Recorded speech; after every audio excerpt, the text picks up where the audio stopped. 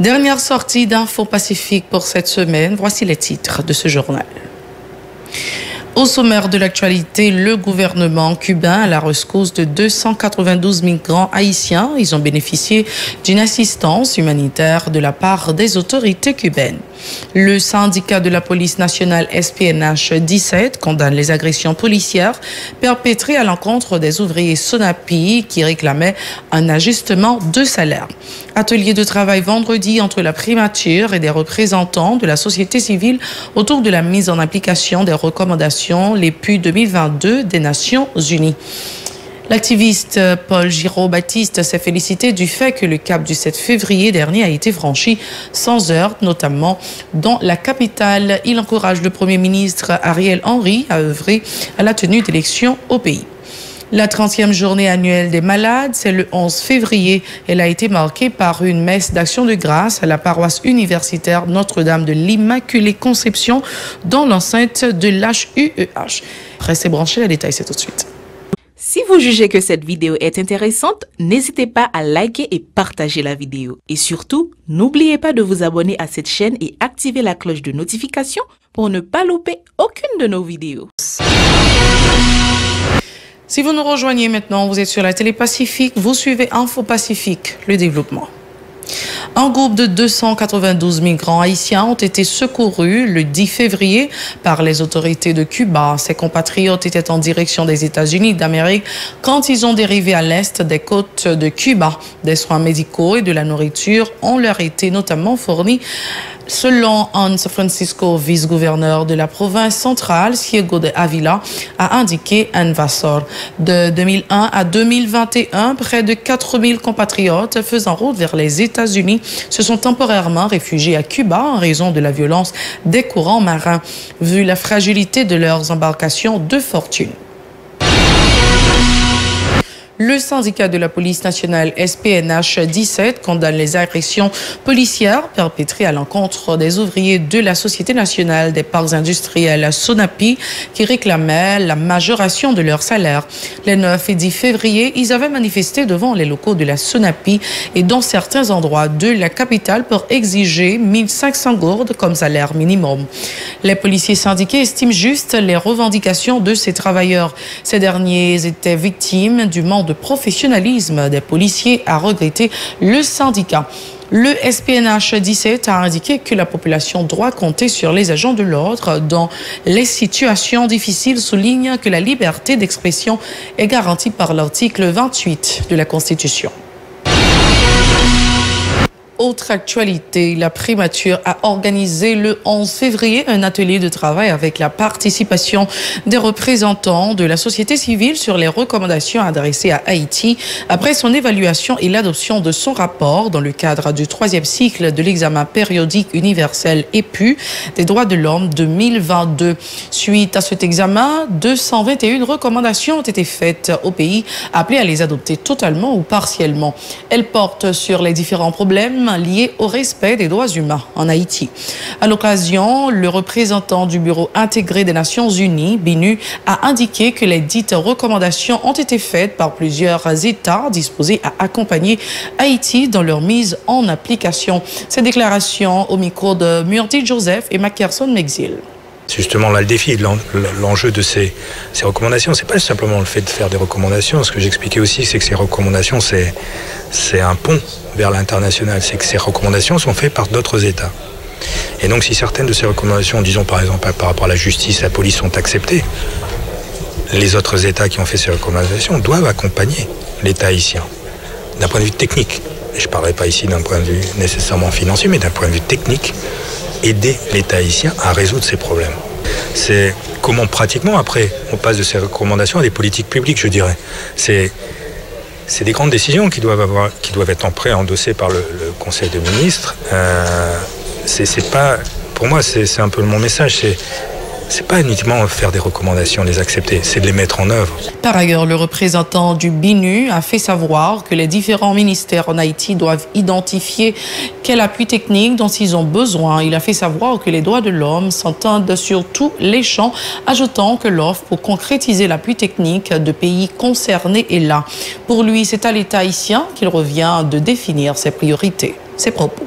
Les États qui ont fait 200 recommandations, ça montre qu'Haïti n'est pas seul et que ses pairs, donc les autres États membres, sont là pour aider Haïti et le peuple haïtien. Le CIDP est un comité interministériel. C'est les différents ministères. Et je pense qu'il n'y a pas mieux qu'eux pour identifier quel appui technique ils ont besoin, qu'ils n'ont pas actuellement, pour résoudre les problèmes. Donc pour répondre à votre question, oui, c'est parce que les droits de l'homme touchent tous les champs. Mais au niveau, ce que moi j'entends, c'est pas moi ce que j'entends, c'est ce que les autorités haïtiennes et la société civile entendent par appui technique. Ce n'est pas une imposition. L'offre est là. Mais les mieux à même de répondre à cette question, ce sont les Haïtiens et surtout les autorités haïtiennes. Pour le président de la Fédération des barreaux haïtiens, Jacques Letan, la société civile travaillera en vue de contraindre les autorités à respecter les recommandations formulées dans le cadre de l'EPU. Selon lui, ce sont les mêmes qui ont été faites en 2016 et qui n'ont jamais été suivies. On écoute ces déclarations toujours au micro de Murdi Joseph et Mackerson Mexil. Par exemple, la question de détention préventive prolongée, après les questions et respect des droits en général, donc question indépendance pouvoir judiciaire.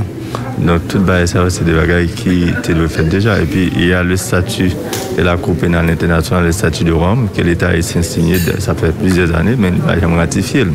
Aujourd'hui, il y a un pile massacre fait dans des quartiers populaires, côté que la justice haïtienne dans l'Itoubeli impuissante, et même des cas défaillantes pour le répondre à les gens des crimes des massacres. Donc on pensait que la ratification, un statut comme ça, il va permettre que maintenant la Cour pénale internationale ait une juridiction sur le crime qui a fait en Haïti.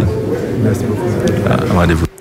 L'activiste Paul Giraud-Baptiste s'est félicité du fait que le cap du 7 février dernier a été franchi sans heurts, notamment dans la capitale. Il souligne que beaucoup d'incertitudes régnaient sur la situation haïtienne tout au début de ce mois. Par ailleurs, il encourage le Premier ministre Ariel Henry à œuvrer à la tenue d'élections au pays, indiquant que c'est la meilleure formule pour renouveler le personnel politique. On l'écoute. Escouade démocratique. Escouade démocratique profite saluer la presse. Diaspora qui victime d'insécurité. Et féliciter PM Dr. Ariel Henry pour belle intervention ça, il était fait jour 7 février 2022 côté peuple haïtien t'est satisfait. Escouade démocratique qui s'est défensé peuple là, te dit à tout le monde que 7 février 2022 pas tap gen rien. Effectivement, tout le monde ouais pas de gen rien. Tout le monde ouais pas de gen rien vrai. Et tout le monde qui était dans la Rio, c'est partisan PM Ariel Henry. Tout ennemi yo été sur les réseaux sociaux. Escouade démocratique a dit à tout le monde. PM n'a pas monté KEP à lancer maintenant là. Il y a un plan de sécurité nationale qui est déjà en application qui permet bon genre élection organisée dans tout le pays. Plus loin, Paul Giraud-Jean-Baptiste prône le dialogue entre tous les acteurs pour faciliter le déblocage de la crise. Il est impératif de restaurer un climat de paix et de sécurité sur tout le territoire pour sortir le pays de l'instabilité, a fait remarquer le militant. Ce dernier a indiqué que l'insécurité est intolérable et la multiplication des cas de meurtre et de kidnapping en série qui en découle. Il est toujours au micro d'Aubert Charles et Extravensky Deramo. N'a demandé à moun sa yo qui gen folie président qui pas ka mettre moun dans la rue pour faire manifestation encore côté peuple là pas kwen nan yo qui a metti moun l'école bay zam dans quartier populaire yo qui fait diaspora pas capable venir dans pays pour yo suspendre pour nous s'il vous plaît. N'a dit avec peuple haïtien majorité politicien dans pays a pas ta remet pour problème qui gen dans Matissan la résoudre. Problème quoi des bouquets à résoudre parce que rêve moun sa yo tant gen insécurité yo pi content et même moun sa k'ap parler de insécurité c'est même yo même k'ap bay cartouche c'est même yo même k'ap bay zam n'a demandé à tout moun sa yo pour yo bay pays une chance bay peuple une chance bay femme enceinte une chance permettre pour tout petit monde capable tourner l'école permettre pour toute l'école business qui dans Matissan capable fonctionner normalement et bien n'a dit moun sa yo journée jodi c'est moment de réconciliation pour obliger venir mettre tête ensemble avec Dr. Pierre Mariel Henry pour gagner même gens gagner un consensus largement là qui était déjà fait pour consensus là venir obliger pillage côté pour gagner la paix dans le pays. Autre point, les responsables de la paroisse universitaire Notre-Dame de l'Immaculée Conception ont commémoré le 11 février la 30e journée annuelle consacrée aux malades, marquée par une messe d'action de grâce. C'est le pape Jean-Paul II qui avait instauré cette journée, a rappelé Hugues Baptiste. Le prêtre a insisté sur la nécessité pour toutes les institutions sanitaires catholiques et les représentants de la société civile de fournir un encadrement aux patients et leurs proches. Les malades ne doivent pas se sentir seuls dans leur souffrance, a prévenu Hugues Baptiste. On l'écoute au micro de Hirsch Résil et Maud Léjean. Malade là, jeudi a fait exactement 30 ans. C'est en jeune fête. Pape l'a insisté, c'est-à-dire Pape François, l'idée comme ça, journée mondiale malade là, mais pour qui ça l'église la mette. C'est une façon pour nous capables sensibiliser le peuple bon Dieu. Une façon pour nous capables sensibiliser l'institution sanitaire nous. Une façon pour nous capables sensibiliser malades et une façon pour nous capables sensibiliser le monde entier. Ici en Haïti, nous faisons constat ça. Moun qui pipiti dans l'église la fait constat ça. En pile moun qui malade, il arrive mourir, c'est faute pas gain infrastructure. Il y a des gens qui en dehors, qui malade, qui pas capable de vivre la ville parce que pas gain infrastructure.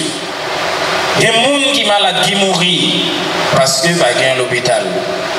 Il y a des gens qui malade, qui mourir parce que pas gain médecin. D'un autre côté, Hugues Baptiste a indiqué que cette journée a aussi permis de prier pour les médecins et les infirmières qui leur fournissent des soins. Il en a profité pour appeler les étudiants en médecine et en sciences infirmières à faire de leur métier un sacerdoce. Ces derniers sont invités à faire preuve de magnanimité et d'altruisme dans l'exercice de leur profession. Hugues Jean-Baptiste, toujours au micro de Hirsch Résil et Maud Léjean. Je dis à moi, je dis non, personnel médical. Médecins, infirmières, auxiliaires, laborantins. Mettez tout ça que nous avons dans le service maladie. Mettez tout ça dans le service maladie. Et si vous avez un pile dans là, moi insister sur ça. Bail maladie priorité dans le service non. Bail priorité dans le service non. Parfois nous quand arrive à l'hôpital nous un téléphone gagne plus valeur parce qu'ils sont malades. Il y a une conversation entre deux médecins ou bien deux infirmières qui a plus de valeur parce qu'ils sont malades. Il y a des gens qui arrivent malades, des gens qui sont malades qui arrivent à l'hôpital. Au lieu que pour accueillir, pour bailler mon soin, on a fait toute une journée sur un banc, les besoins de monde accueillir.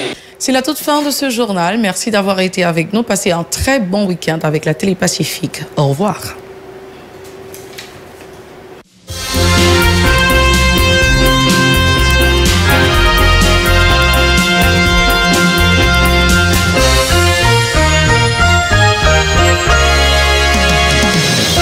Si vous jugez que cette vidéo est intéressante, n'hésitez pas à liker et partager la vidéo. Et surtout, n'oubliez pas de vous abonner à cette chaîne et activer la cloche de notification pour ne pas louper aucune de nos vidéos.